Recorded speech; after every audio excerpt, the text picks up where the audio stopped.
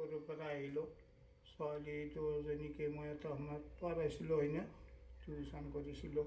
তেতিয়াৰ পৰা চিনাকি হ'ল, মা দেউতাকৰ লগত চিনাকি হ'ল।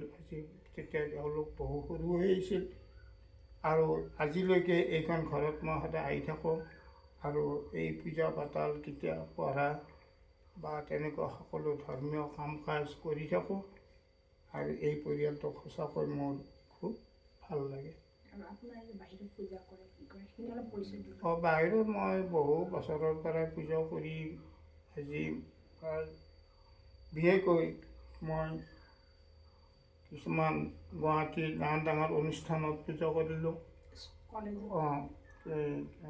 কৃষ্ণকান্ত সন্দিকৈ মহাবিদ্যালয় সন্দিকৈ কলেজত, তাতো মই প্ৰায় 35-37 বছৰ ধৰি আজি পূজা কৰি আহি আছোঁ। আহি গোটেই অসমবাসী সকলো ল'ৰা ছোৱালীকে আশীৰ্বাদ দি আছোঁ পঢ়া স্থানত, বিদ্যাস্থানত, যিহেতু এখন বিশেষ এখন কলেজ। গতিকে তাত আশীৰ্বাদ দিয়া মানে গোটেই অসমখন সকলোকে আশীৰ্বাদ দিয়া বুলি কৈছে। মই আগতে শংকৰদেৱ শিশু নিকেতনত কাম কৰিছিলোঁ। মই স্কুলত কাম কৰিছিলোঁ আৰু ল'ৰা ছোৱালীবিলাক শিকাইছিলোঁ। এতিয়া মই পূজাই কৰোঁ, বহুত পূজা কৰোঁ। শক্তি পূজা কৰোঁ, চণ্ডী পূজা, দুৰ্গা পূজা, কালী পূজা, মনসা পূজা, চব পূজাই কৰোঁ। কিন্তু মই শ্মশানত যোৱা এই চোৱা কাজবিলাক নকৰোঁ। ডাঙৰ ডাঙৰ পূজাবিলাক, শক্তি পূজাবিলাক নকৰোঁ। পৰিয়াল মোৰ ল'ৰা 2টা, ছোৱালী এজনী আৰু মোৰ মিছেছ আছে, কিন্তু কথা হ'ল কি মিছেছো অলপ অসুখ হৈ আছে।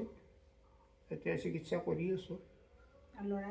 ল'ৰা 2টা চিন্তা কৰি আছোঁ, পঢ়িছে, হায়াৰ ছেকেণ্ডেৰী পাছ কৰিছে দিওঁ, সেইখিনি আৰু পঢ়িছে। ছোৱালীজনী পঢ়ি আছে, চাকৰি পোৱা নাই, ল'ৰা 2টা চাকৰি হোৱা নাই। চাকৰিৰ কাৰণে আমি চাই আছোঁ, কিন্তু চাকৰি দিয়াৰ কোনো এটা আমি পোৱা নাই আৰু তেনেকুৱা সুবিধা পোৱা নাই আৰু বাইদেৱে যদি অলপ কাকুতি মিনতি কৰি আমাক যদি চাকৰি ল'ৰা 2টা কিবা এটা ব্যৱস্থা কৰি দিয়ে, মনতহে আনন্দিত হ'ম। ধন্যবাদ। আপোনাৰ নামটো কওকচোন। শ্ৰী প্ৰণৱ কুমাৰ ভট্টাচাৰ্য।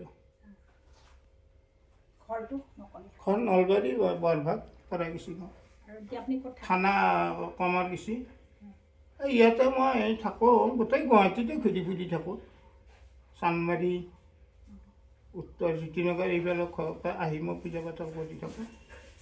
য'তে ত'তে থাকোঁ মই। ধন্যবাদ।